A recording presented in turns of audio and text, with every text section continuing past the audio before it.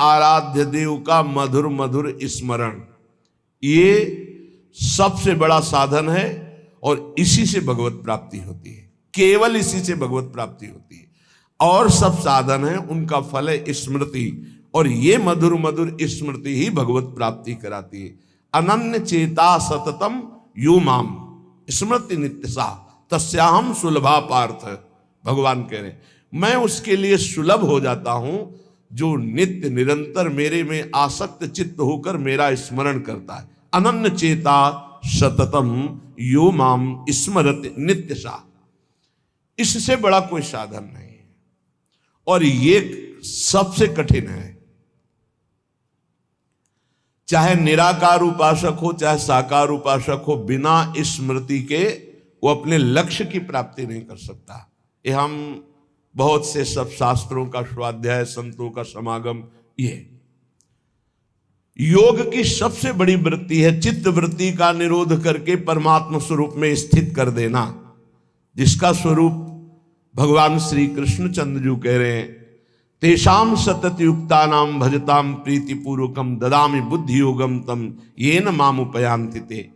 जो सतत मेरा भजन करते हैं मैं उन्हें बुद्धि योग प्रदान कर देता हूं। चित्त वृत्ति का संसार की तरफ ना जाकर परमात्मा में निरंतर स्थित रहना, आराध्य देव में स्थित रहना, यही सबसे बड़ा योग, यही सबसे बड़ी भक्ति, निरंतर स्मरण, और यही सबसे बड़ा ज्ञान कि सब कुछ विस्मरण अपने स्वरूप में स्थित। भक्ति योग, अष्टांग योग, ज्ञान योग, कर्म योग, किन्हीं न किन्हीं मार्ग में तो होगा ही कोई, लेकिन सबका सार है संसार का विस्मरण और परमात्मा का स्मरण। ये सब संप्रदाय, सब साधन, सबका सार, अगर ये नहीं तो कुछ नहीं मिला आपको।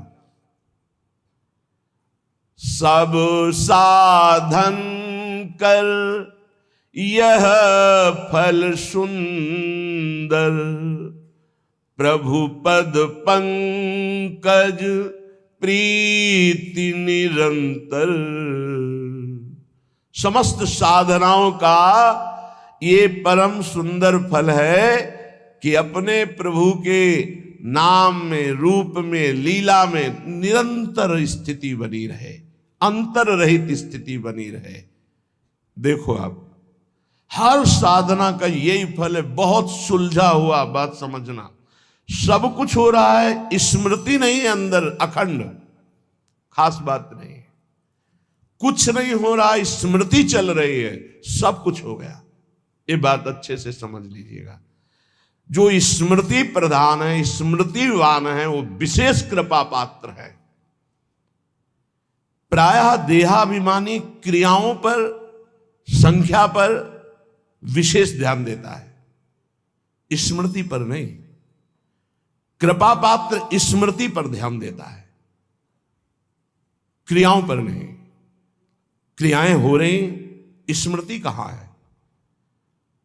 देहाभिमानी क्रियाओं पर ध्यान, मैंने ये किया, मैं ये करूंगा, मैं ये कर सकता हूं, वो प्रकट क्रियाओं पर ध्यान देता है। जो कृपा पात्र होता है वो आंतरिक स्मृति पे, बाहर जो बन रहा है बहुत एकाग्रता पूर्वक बनेगा, क्योंकि वो एकाग्र है, स्मृतिवान है। स्मृतिवान ही ज्ञानी है, स्मृतिवान ही योगी है, स्मृतिवान ही वैरागी है, स्मृतिवान ही प्रेमी है, भक्त है। जो को स्मृति शून्य, कोई खास बात नहीं, कितनी भी बड़ी तपस्या हो, खास बात। ज्ञानी आत्मरति, भक्त इष्टरति, योगी स्वरूप में स्थित समाधिस्थ, उठते बैठते चलते फिरते। अगर ये समाधि नहीं प्राप्त है तो संप्रज्ञात समाधि, जो संकल्पित समाधि, उसका कोई महत्व तो नहीं। 8 घंटे समाधि, फिर बहिर्मुख बहिर्दशा में उठते बैठते चलते फिरते असंप्रज्ञात विचक्षणा समाधि, संकल्प रहित निरंतर परमात्म स्वरूप में स्थित, ये स्मृतिवान।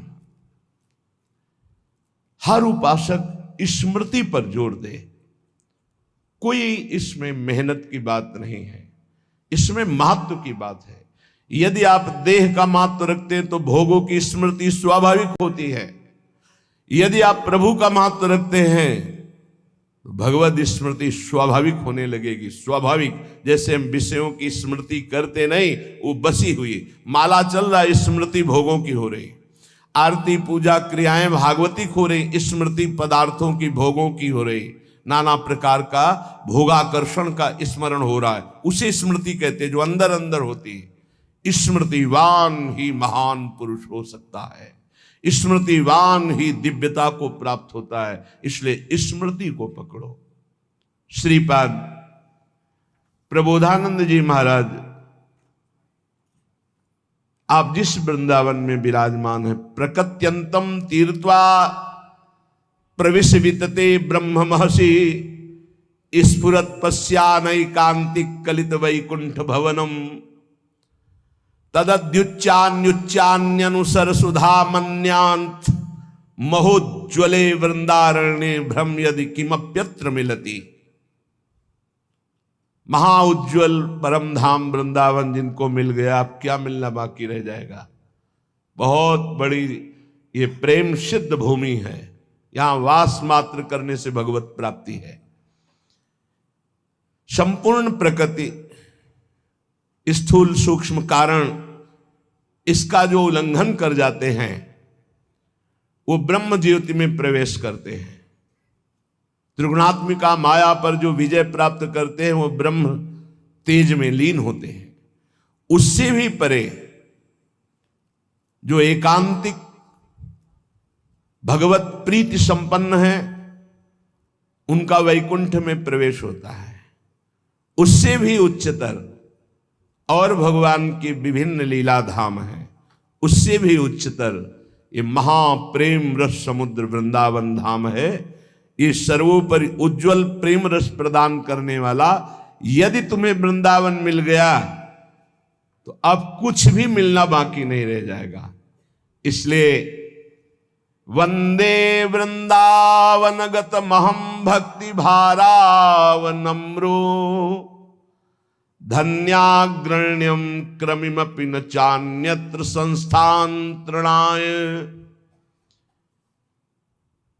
मैं वृंदावन की कृपा से वृंदावन की महिमा को जितना जान रहा हूं, श्रीपाद कह रहे हैं यहां के किसी भी जीव का अपमान मत करना। यहां का अगर कीड़ा भी दिखाई देगा तो मैं माथा रख करके उसको दूर से पंचांग प्रणाम करूंगा कि तू धन्य है, वृंदावन में कीड़ा बना, मेरी स्वामिनी के महल का है। बहुत ध्यान देने, किसी की निंदा या अपमान या प्रहार दंड देना ये तो बहुत दूरी बात है। यहां छोटे से छोटे जिसे तुम निम्न कोटि का जीव समझ रहे हो, बड़ा भारी परमहंस महात्मा बना हुआ है। वंदे वृंदावन गतमहं भक्ति भारावनम्रो धन्याग्रण्यम क्रमिमपि। यहां वृंदावन के क्रमी को मैं प्रेम भार से झुककर मस्तक रखकर प्रणाम करता हूं, क्योंकि प्रियाजू के महल का है। किंतु संस्थान त्रणाय मन्ने ब्रह्मादिक सुरगणान किम बहुक्त्या ममेयम। बड़े बड़े देवता देवराजेंद्र ब्रह्मादि को भी मैं तिनके से बड़ा नहीं समझता हूं। ये अभिमान नहीं है, ये स्थिति है। देवराजेंद्र और ब्रह्मा पद को भी मैं तिनके से बड़ा नहीं समझता हूं, क्योंकि आप ब्रह्म स्तंभ पर्यंतम सर्वम मायामयम जगत, तिनका और ब्रह्मा दोनों माया से ही रचे हैं। ब्रह्मादि देवताओं को, इंद्रादि देवताओं को मैं तृण से अधिक नहीं, अर्थात तृण के समान मानता हूं। स्वामी श्री हरिदास जी के लिए भी आया है, सुरपति नरपति लोकपति जिनके भावे घास घास रहे परम आनंद में तज सभी की आस। पर वृंदावन के मैं कीड़े को भी मस्तक रखकर जमीन पे प्रणाम करता हूं। बाहर के भी देवराज इंद्र या ब्रह्मा पद को मैं तिनके के समान समझता हूं। ऐसा आया है रसिकों के लिए कि 7 गांठ कौपीन में इंद्र बापुरो कौन। बेचारा इंद्र उनके सामने क्या, किनके सामने? बोले जिनकी लंगोटी भी 7 जगह से सिली हुई या गांठ लगी हुई है, सही लंगोटी भी नहीं है, पर प्रिया प्रीतम के अनुराग में तो बोले इंद्र बापुरो कौन। बेचारा इंद्र क्या है उनके सामने। ये पक्की बात है, जो अपने आराध्य देव की प्रीति को प्राप्त हो गया है उसके सामने कुछ नहीं है, कोई पद नहीं। जब भक्ति का रंग चढ़ता है तो न पारमेष्ठम न महेंद्र धिष्णम कह देना बहुत सरल बात है। श्लोक याद करके बोलना या उसका अर्थ बता देना बहुत सरल बात है। और हम कह रहे हैं न पारमेष्ठम न महेंद्र धिष्णम न सार्वभौमम न रसाधिपत्यम न योग सिद्धिर अपुनर्भवम वा। नहीं चाहिए। और एक छोटा सा विषय, एक छोटी सी भोग सामग्री विचलित करके नीचे गिरा देती है, तो वो केवल दम्भ हुआ बोलना। स्थितिहीन महापुरुषों की जो बोल रहे हैं कि ब्रह्म पद या देवराज इंद्र का पद भी तिनके के समान हमारे लिए है। महत्व है तो वृंदावन का उस कीड़े का भी जो इस रज में रेंगता है। क्रमी प्रौढ़िर गाढ़ा न खलु पर तो भाति कृष्णोपि पूर्णा। मेरी बात को चतुरता पूर्वक मत समझना कि मैं वाक चातुरी से बोल रहा हूं। पक्की बात समझना कि यदि वृंदावन के बाहर श्री कृष्ण भी खड़े हो तो मैं उनको देखने के लिए आंख नहीं उठाऊंगा। जैसा श्रीपाद कह रहे हैं ऐसे श्री भट्ट देवाचार्य जी भी कह रहे हैं। विपिन राज सीमा के बाहर हरिहु को न निहार रेमन वृंदा विपिन। अब आप सोचेंगे कि ऐसा क्यों कह रहे हैं, क्योंकि हमारे वृंदावन बिहारी जो एक कदम भी वृंदावन से बाहर नहीं जा सकते। हमारी प्रियाजू, हमारे लालजू, यही सबके मूल हैं, यहीं से अवतार होते हैं। जो ब्रज में भी अवतार होते हैं, निकुंज से ही ठाकुर जो प्रभु के अंश से ऐश्वर्य में भगवत स्वरूप है, उनसे तो ऐश्वर्यमयी लीलाएं, महामाधुर्य रसमयी लीलाओं के लिए हमारे निकुंज के ठाकुर संबोधन करते हैं हरिवंश महाप्रभु। आनंद आज नंद के द्वार। कौन प्रगटा है? तो बोले दास अनन्य भजन रस कारण। ये प्रगटे लाल मनोहर ग्वार। ये प्रगटे लाल, लाल जो आए हैं निकुंज से, जो ब्रज में अपने अंश से लाल जो प्रकट होकर रसमयी महामाधुर्यमयी लीलाएं किए हैं। ऐश्वर्यमयी लीला के लिए जब हो तो भगवान चतुर्भुज नारायण जेल में प्रकट होते हैं देवकी वसुदेव को। मैंने वरदान दिया था कि मैं पुत्र रूप में, तो देखो मैं तुम्हारे सामने इसलिए प्रकट हुआ हूं कि तुम मुझ में ब्रह्म भाव और पुत्र भाव दोनों रखना। वो ऐश्वर्य स्वरूप। अगर ब्रज के बाहर तो ठाकुर का ऐश्वर्यमय स्वरूप, तो ये महामाधुर्य रस वाले आंख उठा के भी नहीं देखना चाहते। प्रिया जो नहीं पास में, तो वृंदावन के रसिक हरि को नहीं पहचानते। नित्य विहार रस के रसिक अगर आचार्य नहीं वहां हित सजनी स्वरूपा या हरिदासी स्वरूपा ललिता जो, तो आंख उठा के जुगल जोरी को भी नहीं पहचानते। स्वामी जी कहाँ हैं? तो स्वामी जी तो अंतर ध्यान मेरे सहचरी वपू में लीन हो गए, प्राण निकल गए विठल विपुल देव जी के। हमारी आचार्य स्वरूपा गुरु स्वरूपा सहचरी पार्श्व में तब प्यारी जो प्यारी हरिवंश जोरी। कह रहे पक्की बात कह रहा हूं, केवल वाक चातुरता मत समझना। वृंदावन के बाहर अगर हरि भी हो तो आंख उठा के, ऐसा श्री भट्ट देवाचार्य। विपिन राज सीमा के बाहर कुछ है, एक दिव्यता, एक अद्भुतता, एक महामाधुर्यता। इसलिए उपासक को चाहिए कि यदि वृंदावन धाम का आश्रय मिल गया। कल एक संत भगवान ने प्रश्न किया कि आपके सत्संग से अपने इष्ट देव में बड़ी गाढ़ प्रीति भी होती है, पर बहुत से ऐसे साधक देखे जाते हैं जो अपने इष्ट देव की रति छोड़कर प्रियाजू के चरणों की रति में आ रहे हैं। तो इसमें आपका क्या भाव है उन लोगों के प्रति जो अपने इष्ट को छोड़कर आ रहे हैं? पहली बात कही कि चद्दर सही रंगा नहीं, अगर सही रंग गया है तो काली कामरी पर दूसरा रंग नहीं चढ़ता है। और दूसरी बात यह है कि जब प्रीति की बाढ़ आती है फिर ये नहीं दिखाई देता है कौन कहां कैसा। फिर तो प्रेम में ऐसी उमगन होती है, सर्वस्व त्याग कर आगे बढ़ता है। हमारे आचार्य चरण कहते हैं, जे अवतार कदम्ब भजत हैं धरि दृढ़ व्रत जुहिए, तेऊ मगि तजत मर्यादा बन बिहार रस पिए, रहो को काहू मन ही दिए, मेरे प्राणनाथ श्री श्यामा शपथ करो तृण छिए। जे अवतार कदम, कदम कहते समूह, जो अवतार लीला भगवान ने की, उन अवतार प्रभु के जो सुंदर रूप, सुंदर लीलाएं, सुंदर गुण, सुंदर महिमा, उनका जो भजन करते हैं, जब वो नित्य बिहारी श्यामा श्याम की प्रेम लीला के रसिकों का संग पा गए तो ऐसी उमगन होती कि वो अपनी उपासना छोड़कर उनके रंग में रंग जाते हैं। हरिवंश महाप्रभु कहते हैं वो अनन्य रामोपासक थे। तो उनका ये बात बहुत जोर की लगी कि शायद वो अपने इष्ट में प्रीति नहीं कर पाए इसलिए ऐसा हो गया।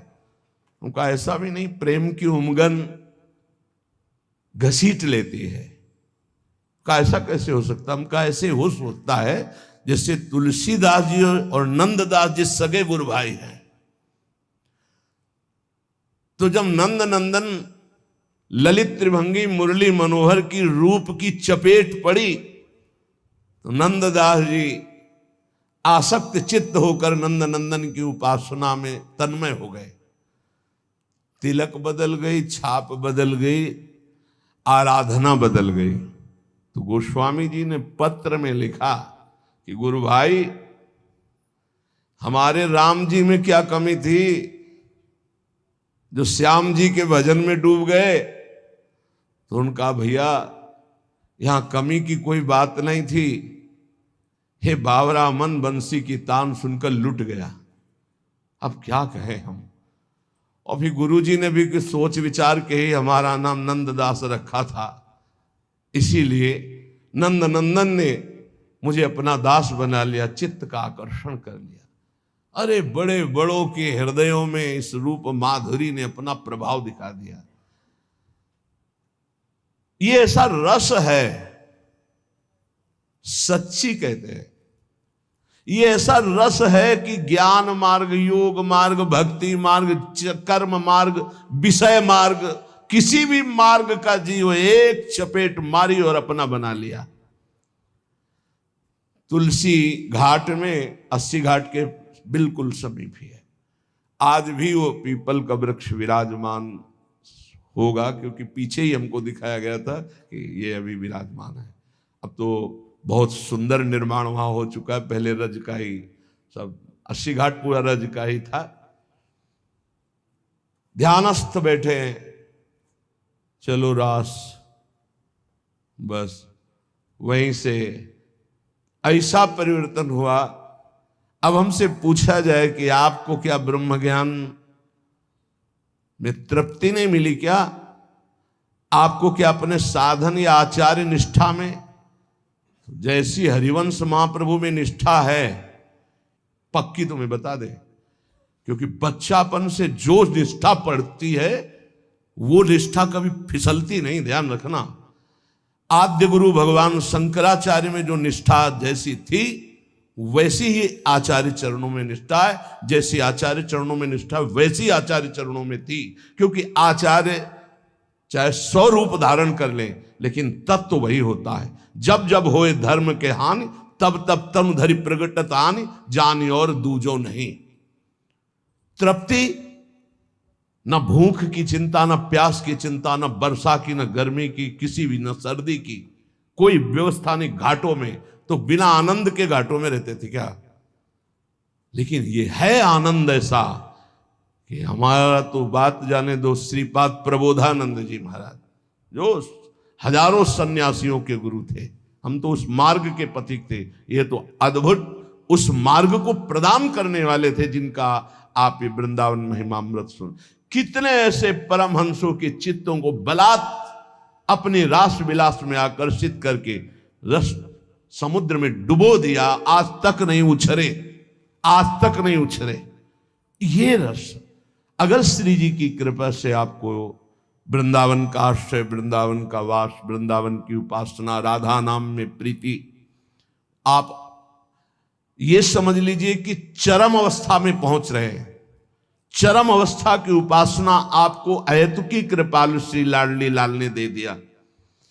अब ये कि आपको जैसे दिखाई नहीं दे रहा है चरम अवस्था, तो आपको समझ में नहीं आएगा। जैसे दूर की वस्तु कोई जहाज में बैठे हुए दूर से देख लेता दूरबीन से, ऐसे ही कृपा में बैठा हुआ उपासक कृपा प्राप्त नेत्रों से देख लेता है बड़ी दूर की वस्तु कि कितनी ऊंची वस्तु हमको दी गई है। श्री भगवत ऋषि जी महाराज कह रहे कि देखे जीव जहाज चढ़ी दूरबीन धरि नैन, ऐसे ही वस्तु विचारिवर लखे आप उर ऐन, लखे आप उर ऐन। उपासक तौन कहावे रहे गुणन के बीच, गुणन आसक्त नावे। भगवत रसिक अनन्य सभाते आवे लेखे, प्रकृति पुरुषते परम, प्रकृति पुरुषते परे परम, उज्ज्वल रस देखे। यही बैठे हो, अलग अलग भाव के अनुसार दृष्टि है, लेकिन एक कृपा दृष्टि मिलती है जिससे मानस नेत्र खुलते हैं। वो दूरबीन है जो बैठे बैठे नित्य विहार रस को देख सकते हो। उपासक ऐसे ही वस्तु विचारवर लखे आप उरैन, उरैन हृदय के नेत्रों से बैठे बैठे लाखों हजारों के बीच में भी, राय गुणन के बीच, सतोगुण रजोगुण तमोगुण माया के बीच में रहता हुआ गुणन आसक्त ना आवे, त्रिगुणातीत अवस्था को प्राप्त वो महापुरुष अपने हृदय के नेत्रों से महामाधुर्य रस का अवलोकन करता है। कोई भी द्वंद्व उसका स्पर्श नहीं कर सकता।